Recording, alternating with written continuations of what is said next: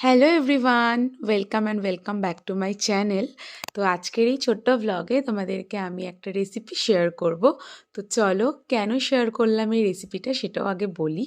তো এই দিনকে ছিল স্যাটারডে, আর ও আমাকে হঠাৎ করে ফোন করে বলল যে আমাকে একটু চিকেন খাওয়াবে, মানে চিকেনের কোনো একটা রেসিপি খাওয়াবে।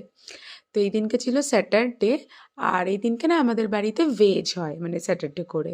তা আমি ওকে বললাম যে আজকে তো ভেজ হয়েছে, তো মানে কি করে করব। তো বলল যে তুমি করো আলাদা করে, আমি খাবো, আমার খুব খেতে ইচ্ছা করছে।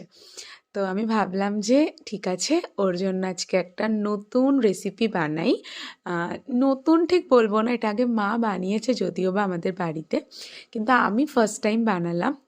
আর কিছুদিন ধরে আমার প্রচণ্ড ঠান্ডা লেগেছে, এখনও তোমরা আমার গলা শুনলে বুঝতে পারবে যে একটু ভারী ভারী। আর এরকম সর্দি মুখে না ঝাল ঝাল খেতে আর এই রেসিপিটা খেতে বিশেষ করে খুব ভালো লেগেছে গো।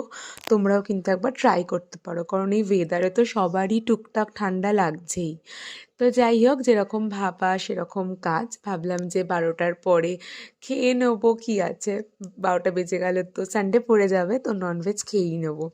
তো আমি বেরিয়েছিলাম, বাবা আমি আর গোলু, তো আমরা গিয়ে চিকেনটা নিয়ে এলাম। ফার্স্টে তো ভেবেছিলাম পুরোটাই ব্লিঙ্কিটেই অর্ডার করে দেবো চিকেনটাও, কিন্তু আমার বাবার একটু দোকানের চিকেন বেশি ভালো লাগে ওই প্যাকেট যে চিকেনগুলো ওগুলোর থেকে। তো চিকেন নিয়ে আমরা একটু বাজার হয়েই আসছিলাম, কিন্তু ধনে পাতা কোথাও পেলাম না, কারণ আজকে আমি বানাবো ধনিয়া চিকেন। তো যাই হোক, তারপর আবার ব্লিঙ্কিটই করতে হলো। তো শুধু ধনে পাতা তো আমাকে দেবে না ব্লিঙ্কিট, অনেক ডেলিভারি চার্জ নিয়ে নেবে। তাই ময়দা, আরও চিনি, গোলুর জন্য একটা চিপস, একটা মগু মগুর, যেটা আমার, গোলুর আর ওর তিনজনেরই খুব ভালো লাগে।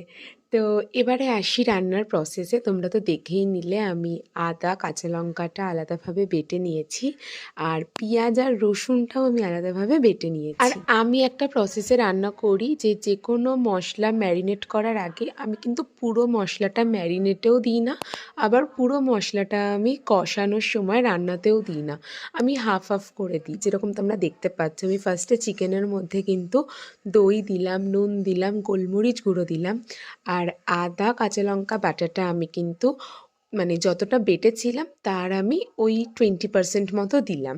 আর পেঁয়াজ আর রসুন বাটাটা আমি একটু বেশি দিলাম, ওই 40% মতো দিলাম যতটা বেটেছি তার। তার উপরে আমি একটু সর্ষের তেল দিয়ে ওটাকে ভালো করে ঢেকে ম্যারিনেটের জন্য রেখে দিলাম। তোমরা ফ্রিজেও রাখতে পারো, বাট আমি নর্মালি রেখে দিয়েছি।